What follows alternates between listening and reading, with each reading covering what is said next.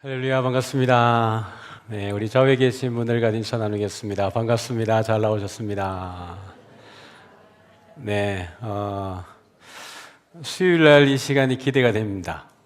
수요일 문답 이렇게 하면서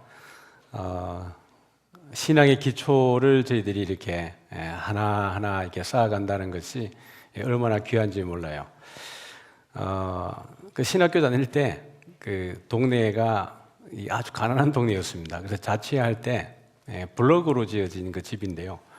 겨울이 되면은 그 블럭 사이로 바람이 너무 많이 들어와요.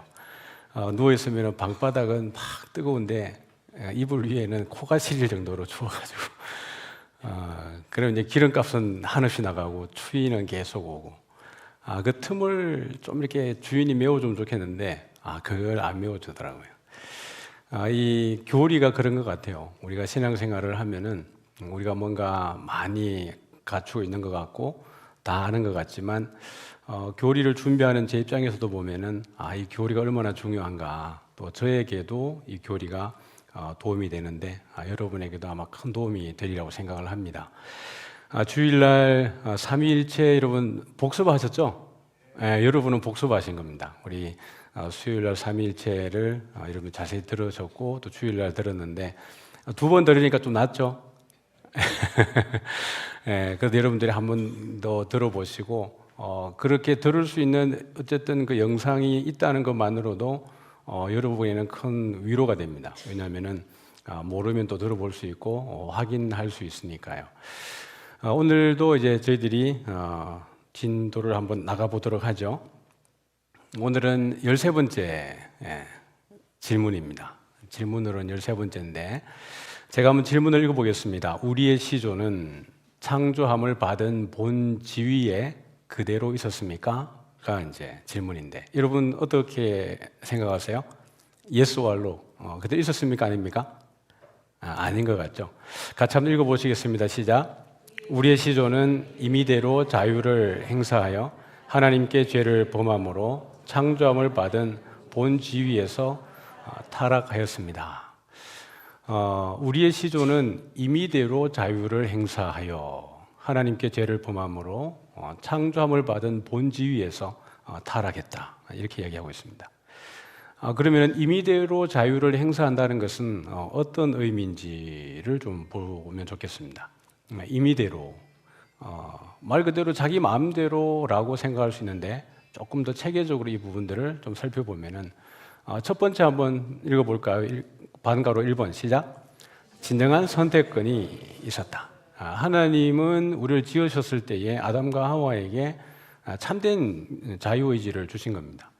어떤 프로그래밍을 하고 그대로 할 수 있도록 이렇게 시스템화 해가지고 입력해 놓은 것이 아니고 아담과 하와가 자율적으로 순종할 수 있도록 해 주신 겁니다. 그래서 선악과를 두신 이유도 그것을 먹으면은 분명히 죽음이라고 하는 게 있지만 그럼에도 불구하고 하나님이 아담과 하와에게 원하시는 것은 지난 시간에 우리가 다루었던 것처럼 온전한 순종입니다. 온전한 순종. 전적으로 지속적으로 온전하게 하나님의 말씀을 따르는 것. 이것이야말로 하나님이 아담과 하와를 지으신 본 목적이죠. 그래서 거룩하고 흠이 없도록 아담과 하와를 창조하셨습니다. 그럼에도 불구하고 아담과 하와에게 어떤 그 여지를 허용해 두셨냐 그러면은 선악과를 따먹을 수도 있다라는 것에 대한 그 여지를 허용해 두신 거죠. 이걸 통하여서 우리는 하나님이 아담과 하와에게 진정한 자유의지, 뭔가 반강제적으로 어느 정도는 자유를 네가 실천할 수 있지만 어느 정도에 가가지고는 내가 그 자유를 실천할 수 없어라고 하는 어느 제한된 자유의지가 아니라 진정한 자유의지를 아담과 하와에게 주었습니다. 그래서 선악과를 먹도록 강요하진 않는다는 거죠. 하나님이 아담과 하와에게 그 뱀이 에덴 동산에 들어오고 뱀을 통하여서 어떻게 보면은 하나님이 전략적으로 아담과 하와에게 선악과를 먹도록 강제하는 그게 아니라는 겁니다. 만약에 그렇게 된다 그러면은 하나님은 죄의 조성자가 됩니다. 타락의 원인자가 되어 버리는 거죠. 그렇지 않다는 겁니다. 하나님은 아담과 하와에게 강제하지 않으셨습니다. 자유를 주셨는데 어떤 자유를 주신 것이죠?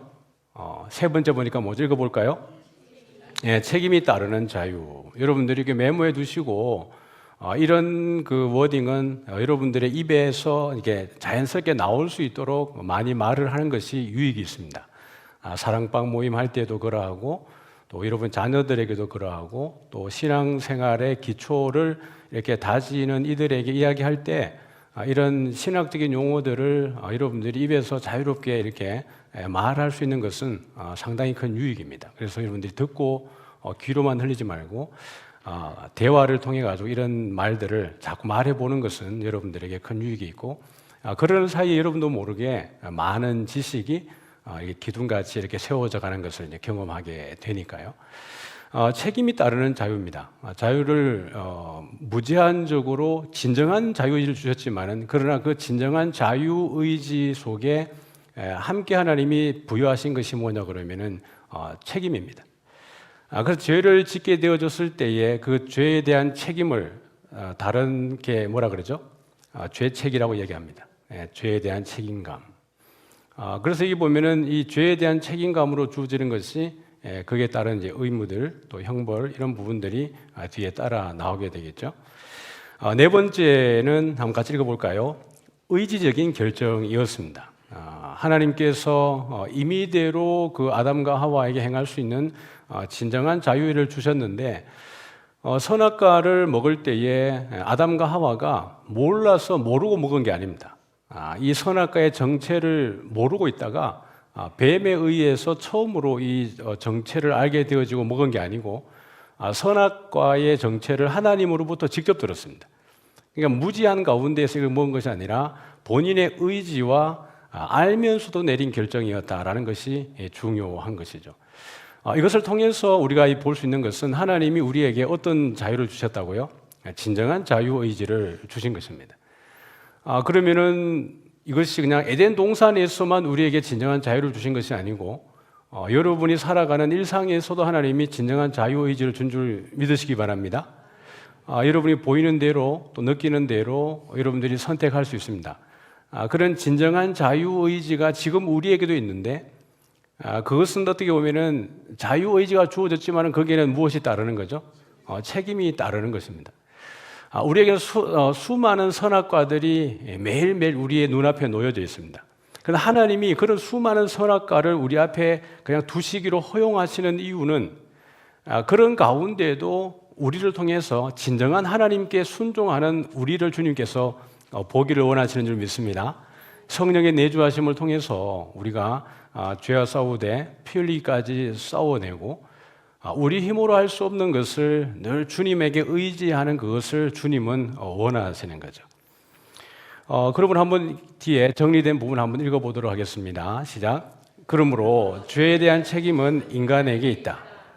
하나님은 인간에게 선택할 수 있는 진정한 자유를 주셨고 아담과 하와는 그 자유를 사용하여 불순종을 선택했다. 따라서 타락의 책임은 전적으로 인간에게 있으며 하나님에게 있지 않다. 하나님은 죄의 조성자가 아닙니다. 타락을 조장하시는 분이 절대로 아닙니다. 진정한 자유를 주셨을 때 이 진정한 자유를 선택한 것은 누구죠? 아담과 하와이었습니다. 오늘도 여러분에게 하나님이 진정한 자유를 주셨는데 그 진정한 자유를 선택할 수 있는 책임은 누구에게 준 겁니까? 여러분에게 주셨습니다. 그리고 선악과를 따먹느냐, 선악과를 따먹지 않고 성령의 내주하심을 따라서 주를 기쁘게 하느냐, 여기에 대한 자유가 여러분에게 있고 이 죄에 대한 책임은 뒤에 또 다루도록 하죠. 그래서 이제 본 지위에서 어떻게 되었습니까? 라고 이야기할 때 그대로 있었습니까? 라고 질문을 했는데 그러면 본 지위라는 것은 뭔지 한번 살펴보도록 하겠습니다. 오리지널 컨디션인데요. 제일 첫 줄 한번 읽어볼까요? 하나님께서 처음 인간을 창조하셨을 때의 상태를 의미합니다. 본 지위, 오리지널 컨디션. 그러니까 선악과를 따먹기 전에 죄가 아담과 하와에게 영향을 미치기 전에 그 상태를 이제 본지위라고 이야기하고 있는데 첫 번째 한번 읽어볼까요? 거룩함과 의로움의 상태입니다. 도덕적으로 순결한 상태죠. 하나님의 형상으로 지음을 받았기 때문에 그렇습니다. 두 번째 한번 읽어볼게요. 하나님과의 친밀한 교제. 우리가 요한 1서에 보면은 하나님은 사랑이시라고 이야기했어요. 눈에 보이는 형제를, 하나님에게 속한 형제를 사랑하는 자, 그 사랑하는 자는 우리가 하나님을 알고 하나님에게 속했다 그랬어요. 사랑하는 자는 두려움을 내어 쫓나니라고 이야기합니다. 온전한 사랑 가운데 있을 때에 두려움이 없죠. 그러면 아담과 하와는 주님이 여호와께서 아담을 부를 때, 하와를 부를 때에 얼마나 행복했겠어요. 왜냐하면 가장 순결한 상태니까요. 가장 거룩한 상태니까요. 그러니까 하나님과의 그 교제가 삼위 하나님의 그 아가페적인 사랑의 교제가 누구와하고도 이렇게 유지되고 있는 거죠. 아담과 하와에게도 그 아가페적인 사랑이 계속해서 유지되고 있는 것입니다. 하나님과의 친밀한 교제가 이루어지고 있는 것이 오리지널 컨디션입니다. 세 번째는요, 같이 읽겠습니다. 완전한 지식과 지혜, 하나님의 뜻을 알고 따를 수 있는 지혜였습니다. 그래서 선악과를 먹는 즉시로 아담과 하와가 뭐가 밝아졌죠? 눈이 밝아져서 밝아졌죠. 근데 눈이 밝아져서 하나님과 같이 된다고 했는데 눈이 밝아진 결과가 여러분 어떤 현상으로 나타났습니까? 벗은 줄 알게 되었습니다. 벗은 줄 알게 되었는데 그 벗은 줄 알게 된 그 다음에 아담과 하와에게 일어나는 현상이 무엇입니까? 부끄러워진 거죠. 자기들이 벗은 줄 알고 부끄러워지게 된 것입니다. 이것은 참 지혜가 아니고요. 그래서 선악과를 주신 것이 완전한 순종을 향하신 하나님의 아담과 하와에게 주신 그 자유의지이고 그걸 원하셨지만은 그 실제로 선악과의 또 다른 역할이라고 하는 것은 참된 지혜는 그 선과 악을 아는 나무잖아요. 선악과니까요. 선과 악을 알게 하는 나무니까요. 사실 그 선과 악을 알게 하는 나무를 봄으로 인하여서 참된 선과 악은 참된 지혜는 누구로부터 온다는 것을 역설적으로 설명해주고 있는 걸까요? 하나님에게요. 이 부분 조금 더 우리가 명확하게 정리하고 갑시다. 늘 우리가 왜냐하면 선악과를 왜 만들었어요? 이 질문을 늘 하는 거니까요. 늘 아는데 말이 안 되는, 말 입으로 안 나오는 것이 그런 내용들인데 여러 가지의 어떤 선악과를 만드신 목적이 있겠지만 그 가운데에 한 가지 중요한 기능이 뭐냐 그러면은 선과 악, 이걸 총체적으로 이야기해 보면은 지혜에 대한 정보겠죠. 그러면은 선악과를 보면서 아담과 하와가 지속적으로 기억해야 되는 것은 뭐냐 그러면은 선악과를 뱀이 와서 말하기 전에는 보암직하고 모금직하고 지혜롭게 할 만큼 탐스럽게 보인 적이 없습니다. 맞죠? 예. 근데 아담과 뱀이 와서 그렇게 얘기할 때에 딱 보니까 그때에 모금직하고 보암직하고 지혜롭게 할 만큼 탐스럽게 눈에 확 들어오기 시작한 거예요. 그러면 그전에는 선악과를 보면은 아담과 하와에게 탐심이, 정욕이 발동을 했을까요? 안 했을까요? 전혀 발동하지 않습니다. 그냥 그걸 보면 이건 먹으면 안 되는 거구나 라고 너무나 당연한 것이었습니다. 그래서 그걸 보면서 아담과 하와가 기억해야 되는 것은 지혜는 누구로부터 오는 것이라고요? 하나님께로부터 오는 것이라고요. 여러분, 이 개념을 잘 이해하기 위해서는 우리가 하나님이 모세를 통해서 하신 메시지를 기억해 보면 조금 더 쉽게 이해될 수 있습니다. 만나 이야기를 했죠. 신명기에 보면은 하나님께서 이스라엘 백성들에게 만나를 매일매일 주셨습니다. 이른 아침에 해가 뜨기 전에 그 만나를 다 거두도록 하셨습니다. 근데 만나를 먹으면서 이스라엘 백성들이 꼭 기억해야 되는 것이 무엇이었습니까? 만나를 먹으면서 기억해야 되는 거. 예. 사람이 뭐로 사는 것이 아니다? 떡으로 사는 것이 아니라 하나님의 입으로 나오는 모든 말씀으로 사는 것이라. 역설이죠.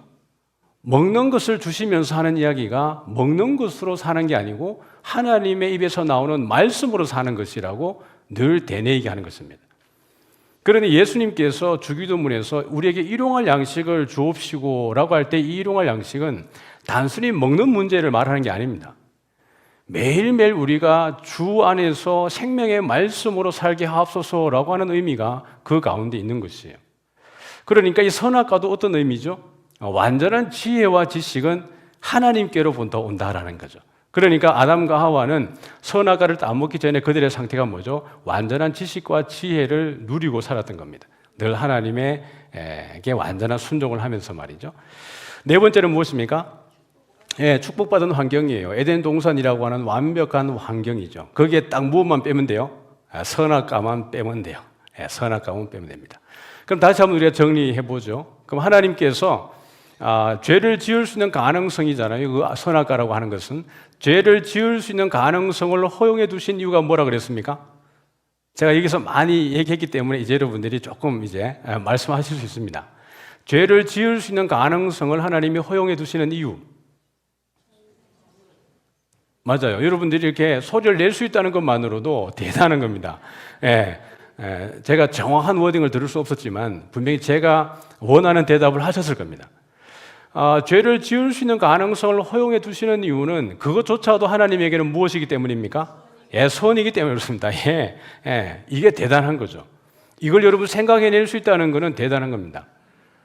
이것 또한 역설 아니겠어요? 죄를 지을 수 있는 가능성, 죄가 들어오고 악이 들어오지만 그 죄와 악조차도 하나님에게는 무엇이라는 겁니까? 선입니다. 왜 하나님께 선이라고 이야기했죠? 악이 아무리 악의 능력이 강하면 강할수록 상대적으로 그 악을 지배하고 악을 다스리는 누구의 능력이 더 커지는 겁니까? 하나님의 능력이 더 커지는 겁니다. 그것은 애굽에서 하나님이 그 10가지 재앙을 내리실 때에 그 바로가 그 강팍한 마음으로 거부하면 거부할수록 하나님의 재앙이 심판이 더 커지는 거죠. 그러므로 인하여서 모든 신들 위에 여호와가 최고의 신이라는 것이 드러날 뿐입니다. 죄가 들어오지만 결국 죄가 누구에 의해서 심판받습니까? 하나님에 의해서 심판받고 통제받습니다. 그러면 죄도 악도 이 땅에 들어오는 것이 하나님에게는 불편한 상황입니까? 아닙니까? 전혀 아닙니다. 우리에게는 불편한 상황일 수 있지만 하나님에게는 하나님의 전능하심만 드러낼 뿐입니다. 그러므로 그 선악과는 하나님에게 전혀 불편한 내용이 아니고 오히려 선악과를 통해서 우리 인간이 하나님께서 진정한 자유의지를 주신 우리 인간이 하나님을 더 완벽한 완전한 순종으로 나아오기를 하나님이 뭐하고 계신 거죠? 원하고 계시기 때문에 그렇습니다. 이것이 오리지널 컨디션입니다. 하나님께서 우리에게 주신 본 지위였습니다. 같이 한번 읽어볼까요? 곧 창세전에 그리스도 안에서 우리를 택하사 우리로 사랑 안에서 그 앞에 거룩하고 흠이 없게 하시려고. 우리의 원래 원 컨디션이 그겁니다. 창세전에 그리스도 안에서 우리를 택하셨습니다. 이미 창세전에 그리스도 안이니까 그리스도의 영원성을 바울은 이야기하고 있습니다. 그 앞에서 거룩하고 흠이 없도록 우리를 창조하신 거예요. 자, 그러면은 우리가 첫 번째, 하나님은 우리를 본 지위에서 인간은 우리의 시조는 어떻게 되었습니까? 라고 이야기할 때 흰색으로 된 거 한번 다시 읽고 한번 지나가 볼까요? 작게 제가 정리했지만 다시 한번 읽고 지나가겠습니다. 시작. 우리의 시조는 임의대로 자유를 행사하여 하나님께 죄를 범함으로 창조함을 받은 본 지위에서 타락하였습니다. 그럼 이제 본 지위가 뭔가에 대해서는 앞에 이야기했습니다. 그럼 본 지위에서 타락했다는 것은 무엇일까를 좀 보고 지나가죠. 제일 위에 있는 건 한번 읽어볼까요? 시작. 하나님께 불순종하여 원래의 완벽한 상태에서 떨어져 나온 것을 의미합니다. 가장 완벽한 상태였어요. 조금 더 제가 결론적으로 말씀을 드려보면은 예수님이 오심은 이 원 상태로의 사실 회복을 위해서 오신 겁니다. 가장 완벽한 상태로부터 이미 우리가 손상되어져서 타락해졌고 떨어져 나온 우리들을 결국에는 다시 그 완벽한 상태로 돌아가고 회복하기 위해서 예수님이 오셨습니다. 그래서 예수 안에 있는 사람들은 마지막 날에 새하늘과 새 땅이 내려올 때에 그때에 이 에덴 동산에서 있는 그 오리지널 컨디션 그보다 더 회복되어진 거기에서 우리가 영원히 왕노릇하게 될 거예요. 여기 보면 첫 번째 한번 이 타락에 대한 내용들이 무엇인지 첫 번째 한번 읽어볼까요? 시작. 하나님과의 관계에 끼어짐입니다. 가장 첫 번째 일어난 일이죠. 내가 먹는 날에는 즉시로 죽는다라고 이야기했는데 그 죽는 것의 가장 어떻게 보면 즉각적인 현상이 뭐냐 그러면은 하나님과의 관계의 파괴입니다. 지금까지는 전혀 부끄러움이 없었고 부족함이 없었고 숨을 것이 없었는데 선악과를 먹고 난 이후에부터 가장 먼저 일어난 이 현상이 하나님으로부터의 숨어지게 되는 아담과 하와의 현상입니다. 관계에 단절이 오게 된 거죠. 두 번째 한번 볼까요? 시작. 죄의 상태로 들어가는 것입니다. 모든 인류가 죄의 영향 아래에 놓이게 되어지는 겁니다. 아담 안에 속한 모든 사람이 이 죄의 영향력으로부터 자유롭지 못합니다. 하나님이 아담과의 언약을 맺을 때에 그렇게 하셨기 때문에 그렇습니다. 세 번째 한번 읽어볼까요? 고통과 수고의 시작입니다. 네 번째는요, 육체적, 영적 죽음이 들어오는 것이고요. 다섯 번째는요, 하나님의 형상에 손상되어지는 겁니다. 이것을 회복하기 위해서 주님이 오셨다라고 이야기했는데, 여러분 아까는 우리가 에베소서 1장 4절을 보았습니다. 태초에 모든 창세전에 우리를 그리스도 안에서 거룩하고 흠이 없도록 하기 위해서 지으셨는데, 쌍둥이 서신인 골로새서 1장 22절에 에베소서 1장에서는 우리가 창조받을 때에 어떠한 컨디션으로 창조받았는지를 1장 4절에서 이야기했다 그러면은, 쌍둥이 서신인 골로새서 1장 22절에서는 어떻게 되어졌을 때에 원 오리지널 컨디션으로 갈 수 있는지에 대한 설명을 해주고 있는데요. 골로새서 1장 22절 같이 한번 읽어보겠습니다. 시작. 이제는 그의 육체의 죽음으로 말미암아 화목하게 하사 너희를 거룩하고 흠없고 책망할 것이 없는 자로 그 앞에 세우고자 하셨으니. 예수님의 오심이 그겁니다. 그의 육체의 죽음으로 말미암아 화목하게 하사. 에베소서에 보니까 하나님이 창세전에 그리스도 안에서 우리를 거룩하고 흠이 없게 하시려고 그의 기쁘신 뜻대로 우리를 하나님의 자녀 삼아 주셨다라고 이야기했는데, 아담과 하와의 불순종으로 인하여서 본 지위에서 타락을 해버렸기 때문에 우리는 그 타락의 영향력 아래 놓여지게 있었던 것입니다. 그런데 예수님께서 오셔서 자신을 내어주심으로 인하여서 오리지널 컨디션으로 다시 돌이키시는 겁니다. 거룩하고 흠없고 어떤 상태입니까? 책망할 것이 없는 자로 그 앞에 세우고자 하셨으니. 이 그 앞에 세운다는 말은 마지막 날 심판 때를 이야기하는 겁니다. 우리가 어린 양의 백보자 심판대 앞에 서게 되어졌을 때에 생명책에 기록된 모든 사람들은 이 하나님 우리를 창조하셨을 때에 가장 그 아름다운 모습으로 하나님께서 회복하게 될 줄 믿으시기 바랍니다. 그때는 여러분 에덴 동산에 있는 컨디션보다 훨씬 낫죠. 왜냐하면 에덴 동산에는 무엇이 있어요? 선악과가 있어요. 새하늘과 새 땅에 선악과 있어요? 없어요?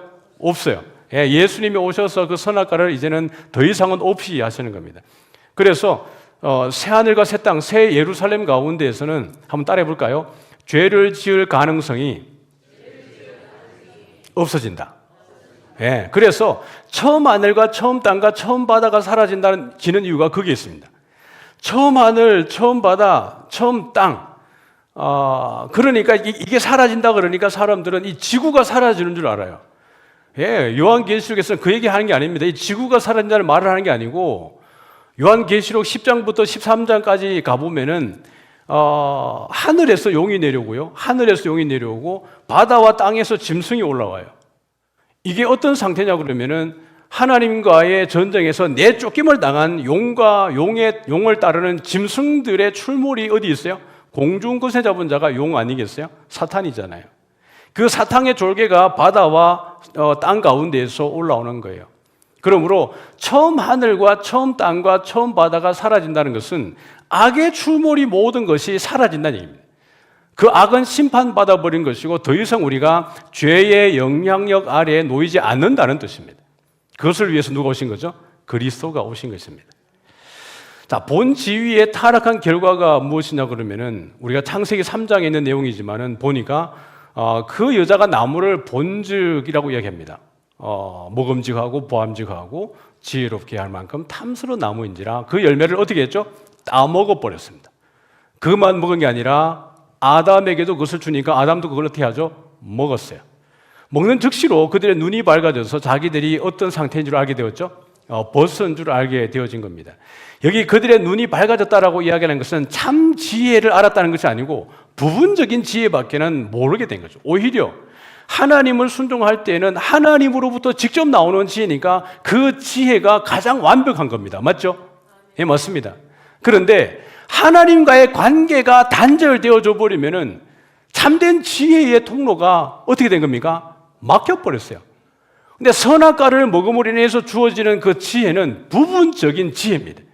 오히려 죄를 깨닫게 하는 영향을 주는 것밖에 없는 거죠.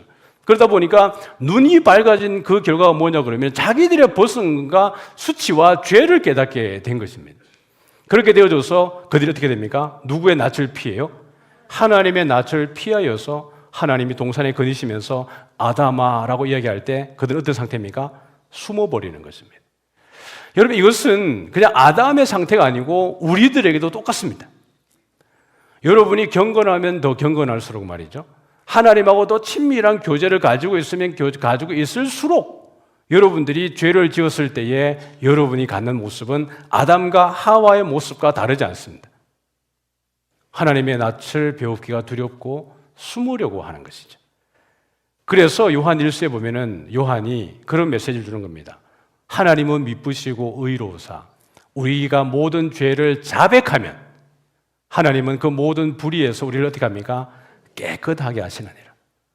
더 이상 아담과 하와는 숨어버렸지만은 그리스도가 오심으로 인하여서 우리가 그리스도 앞에서 우리의 모든 죄를 자백하면은 그 가운데 하나님이 우리를 깨끗하게 하니까 더 이상 숨지 말라는 이야기예요. 그리고 성령께서 이미 우리 안에 내주하기 때문에 우리가 숨을 수 있어요, 없어요? 못 숨어요. 보혜사 성령이 오심으로 인하여서 우리를 고아와 같이 버려두지 않는다라고 이야기했습니다. 여러분, 절대로 여러분 혼자 아닙니다. 혹이라도 여러분이 외롭더라도 여러분 혼자가 아니에요. 여러분이 고단한 인생길을 가더라도 절대로 혼자 아닌 이유는 여러분 안에 누가 내주하시기 때문입니까? 예, 하나님이신 성령께서 내주하시기 때문에 그렇습니다. 예, 그래요. 고린도서 11장 3절에 보니까 뱀의 그 간계로 하와를 미혹한 것 같이 바울의 마음의 두려움은 뭐냐 그러면은 또 다른 거짓 선지자들이 들어와서 거짓 교사들이 들이와서 고린도 교회 성도들을 그 깨끗함에서 떠나서 부패할까 염려된다 이렇게 얘기했습니다. 그러면서 바로 에덴 동산의 그 뱀의 관계를 생각나게 하는 거거든요. 로마서 5장 12절 말씀 같이 한번 읽어보겠습니다. 같이 읽습니다. 그러므로 한 사람으로 말미암아 죄가 세상에 들어오고 죄로 말미암아 사망이 들어왔나니 이와 같이 모든 사람이 죄를 지었으므로 사망이 모든 사람에게 이르렀느니라. 예, 본 지위에서 타락한 결과들입니다. 결국에는 사망이 왕노릇하게 되어진 것이겠죠. 자, 그럼 이제 14문입니다. 14번째 질문이 뭐냐 그러면은 죄란 무엇입니까? 입니다. 그냥 딱 생각나죠. 죄란 무엇인가? 이건 죄일 것 같다. 그런데 이 죄란 무엇인가에 대한 답을 보면은 우리가 생각했던 것보다 조금 이런 것도 죄인가라고 하는 내용들이 여기에 포함이 되어져 있습니다. 같이 한번 읽어볼까요? 죄는 하나님의 법을 순종함에 있어서 부족한 것이나 또는 어기는 것입니다. 예, 어떤 부분이 좀 이런 것도 죄가 되나라고 하는 부분이에요? 어떤 부분이에요? 예, 부족한 부분이요. 순종함에 있어서 부족한 것도 죄다는 거예요. 예, 불순종하는 건 당연히 죄죠. 근데 순종하는 데 있어가지고 부족한 것도 죄다라고 하는 것은 그럴 수 있구나라는 생각이 드는 거죠. 조금 더 우리 풀어 나가 보도록 하죠. 하나님의 법을 순종함에 있어서 부족한 것이라는 것은 도대체 어떤 의미인지를 좀 보겠습니다. 제 위에 보니까 하나님께서 우리에게 어떤 일을 하라고 명령하심에 대해서 첫 번째 시작. 그것을 전혀 하지 않거나. 이건 뭐 완전 죄입니다, 맞죠? 전혀 하지 않는 거 불순종이죠. 두 번째는요, 일부만 하거나. 부분적인 순종입니다. 세 번째는요, 마음의 수로 나오는 진심이 없이 의무감으로 하거나 형식적인 순종도 있습니다. 네 번째는요, 하나님이 원하시는 방식이 아닌 자신의 방식대로 하는 경우 변형된 순종입니다. 이것이 순종함에 있어서 부족한 상태를 이야기하는 겁니다. 형태로 보면은 이 가운데서 순종하는 것 같을 수 있어요. 예를 들면 뭐 교회 안에서 우리가 하나님의 일을 또 직분을 맡고 이렇게 일을 할 때요. 임명받을 때 또 예수님 처음 믿으면서 교회 와가지고 첫 직분을 받았을 때 우리는 너무 감격해야 합니다. 신앙생활 하다가 1년 지나고 2년 지나고 한 10수년 지나다 보니까 이제는 그 직분들이 너무 익숙해져 버려서 별 감동도 없고 감흥도 없고 그렇게 되어지는 겁니다. 기쁨도 없고 말이죠. 안 하려고 하니까 사람들 눈치 보이고 하는데 기쁨은 없고 뭐 그런 부분들이 있죠. 뿐만 아니라 이제 많은 경험들이 쌓여졌기 때문에 교회 생활에는 이제 이력이 났습니다. 이골이 났습니다. 그래서 이건 뭐 굳이 교회 가지 않아도 기도하지 않아도 이미 지금까지 해왔던 모든 일들의 경험을 토대로 해봤을 때 이건 그냥 이렇게 해보는 게 좋은 것 같아. 지금까지 많은 데이터를 통해 보니까 이것보다는 이게 좋은 것 같아. 그런 선택을 할 수도 있죠. 특별히 이제 막 저희들이 교육자들 이렇게 사역하다 보면 이제 그런 경우들이 많습니다. 교육전사 때 저는 지금도 그 집사님에게 대해서는 진심으로 고마워하고 있는데, 사역할 때는 교회 가는 게 지옥 같았습니다. 가가지고 예배 딱 마치고 교사회 딱 하면은 늘 묻는 게 왜요? 네, 집사님 한 분이 왜요? 이렇게 해요. 네, 집사님 이렇게 합니다. 그러면은 그 다음에 또 왜요? 그래요. 왜요? 노이로제 걸려 있어요. 그게 하루만 아니고 회의할 때마다 왜요예요. 와, 이렇게 예배 마치고 교사회 하는 시간이 막 너무 힘들어 죽겠어요. 그 시간 안 왔으면 좋겠어요. 그러다 보니까 이게 한 주 지나고 두 주 지나고 세 주 지나다 보니까요. 나중에 이제 여름 행사가 나오잖아요. 이제 성경학교 캠프가 나오잖아요. 그럼 이제 이미 한 번, 두 번 매를 두들겨 맞다 보면은 매 맞는 방법도 알죠. 그때부터 개회 예배부터 시작해가지고 모든 프로그램 하나하나까지 디테일하게 모든 것들을 다 적습니다. 여름 행사하는데 책 한 권이 나옵니다. 왜냐하면 그분의 외요 때문에. 근데 여러분, 그분의 외요가 정말 중요했습니다. 제가 사역하면서 그 다음부터는 모든 일을 할 때 외요부터 생각합니다. 내가 왜 일을 하지? 근데 그 당시에는 너무 힘들었거든요. 근데 그분이 생각할 때는 선한 마음이 아니에요. 그 사람이 바보가 아닌 이상 그 사람이 왜 외요를 하는지 알잖아요. 진짜 나를 위해서 외요하는지 자기가 드러나고 싶어서 외요하는지를 알 것 아니겠어요. 그게 얼마나 저한테는 힘든 시간이었겠어요. 그러니까 시간이 지나고 보니까 그것이 저를 이제 이렇게 막 시간 돌아놓고 보면은 그분이 내 인생의 진짜 선생이다 이런 생각이 들지만 그때는 힘들었다고요. 본인 생각대로 뭔가를 움직이려고 하는 그 의도. 지금 여기 보면 이제 네 번째 그런 내용이잖아요. 하나님이 원하시는 방식이 아닌 자신의 방식대로 하려고 하는 이 형태들. 이것조차도 죄라고 하는 얘기에 들어간다는 거죠. 넓은 범주의 죄를 규정하고 있습니다. 같이 한번 읽어볼까요?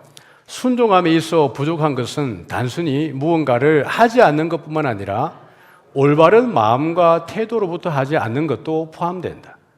죄가 순종함에 있어서 부족한 것도 죄라고 이야기하고 있는데 그것은 단순히 무언가를 하지 않는 것, 불순종만이 죄가 아니라 올바른 마음의 태도가 아닌 것도 죄의 범주에 들어간다는 것입니다.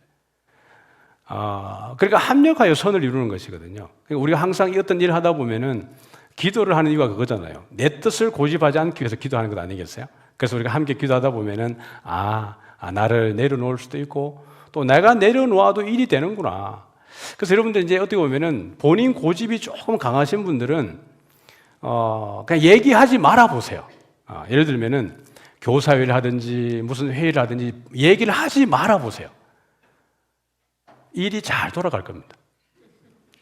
내가 고집하지 않아도 일은 돌아가는구나. 내 뜻이 진리가 아니구나라는 것을 경험을 해봐야 돼요.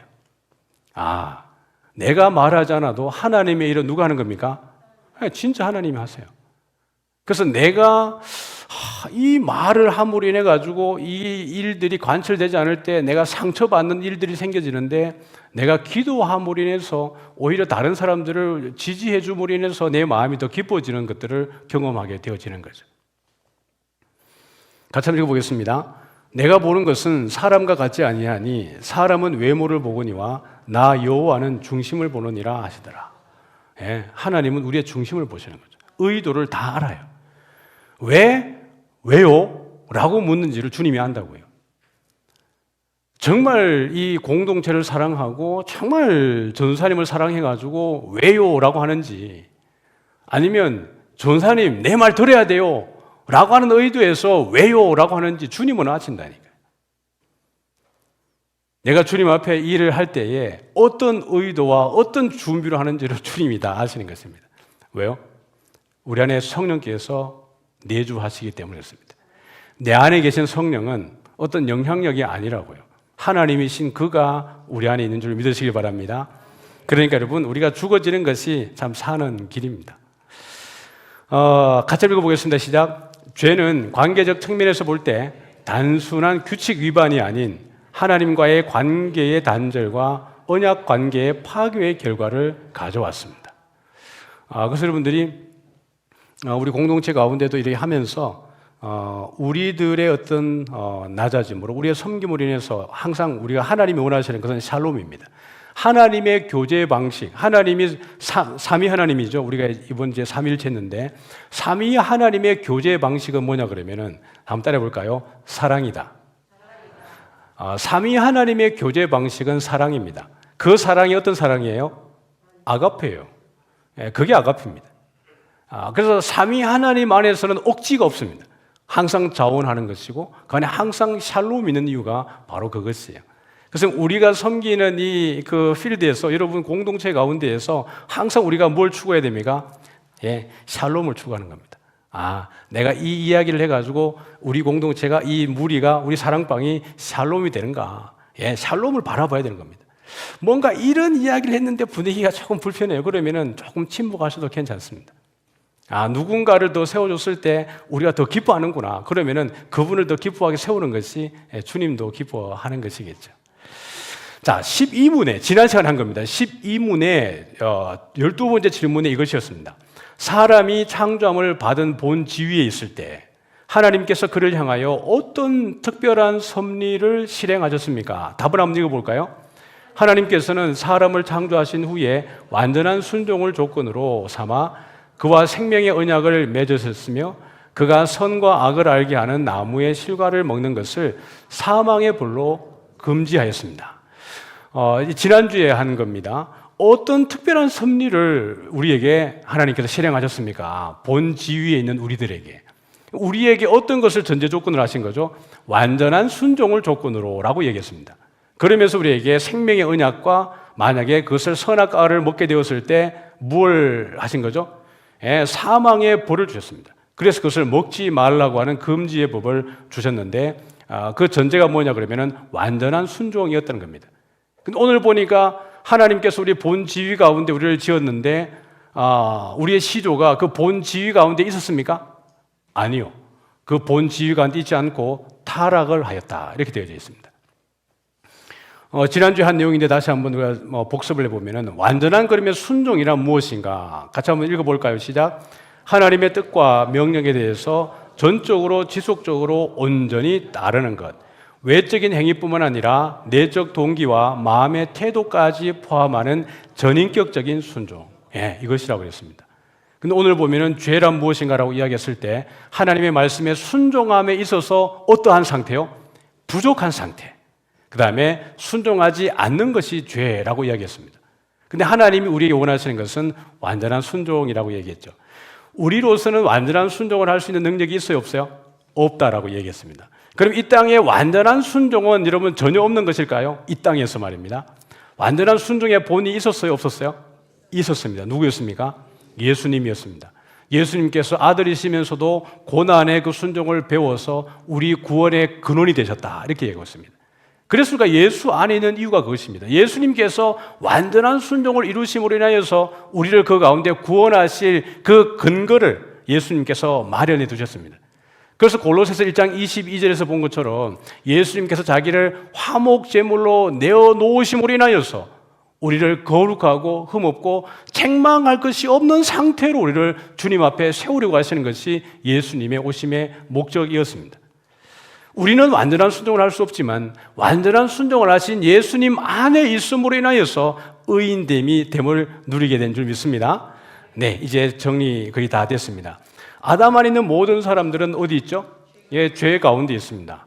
같이 한번 우리 한 구절 한 구절씩 쭉 한번 읽어 내려가 보겠습니다. 죄를 짓는 자마다 불법을 행하나니 죄는 불법이라. 그러므로 사람이 선을 행할 줄 알고도 행하지 아니하면 죄니라. 모든 사람이 죄를 범하였음에 하나님의 영광에 이르지 못하더니 누구든지 온 율법을 지키다가 그 하나를 범하면 모두 범한 자가 되나니 아담 안에서 모든 사람이 죽은 것 같이 그리스도 안에서 모든 사람이 삶을 얻으리라. 아멘. 자, 이제 찬양팀 나오시면서 제가 마지막 멘트를 좀 하겠습니다. 오늘 우리가 본 것은 우리의 시조가 하나님께서 창조하신 그 본 지위에 그대로 있었습니까? 좀 있었습니까? 안 있었습니까? 예, 안 있었습니다. 어떤 상태였죠? 예, 타락했습니다. 불순종함으로 인하여서 타락하게 되어졌습니다. 죄는 무엇입니까? 라고 이야기할 때 여러분 기억나는 워딩이 있습니까? 죄는 하나님의 말씀에 순종하지 않는 것도 죄이지만 순종함에 있어서 어떠한 상태입니까? 부족한 상태도 죄라고 이야기했습니다. 우리는 완전한 순종을 할 수 있는 능력이 있어요? 없어요? 없어요. 오늘 우리가 했던 이 13번째, 14번째 이 질문을 통해서 우리가 깨닫는 것은 뭐냐 그러면은 우리는 죄 가운데 있고 사망의 그 영향력 아래 있을 수밖에 없는 위치에 놓여 있다라는 것입니다. 오늘 이 질문들을 통해서 우리가 깨닫는 것은 뭐냐 그러면은 이것입니다. 아, 그렇게 해서 예수님이 오실 수밖에 없었구나. 죄가 왕노릇하고 사망이 왕노릇하는 가운데 그 갇혀있는 상태에서 우리를 해방하시고 거룩하고 흠이 없는 그 본 지위, 오리지널 컨디션으로 다시 회복하기 위해서 오신 이가 예수님이었구나라는 것을 다시 한번 우리가 깨달으면서 오늘도 참 예수님 안에 있어야 되는 이유, 예수와 함께 있어야 되는 이유, 예수를 따라가야 되는 이유가 우리 가운데에서 발견되어지고 고백되어지기를 주님의 이름으로 축복합니다.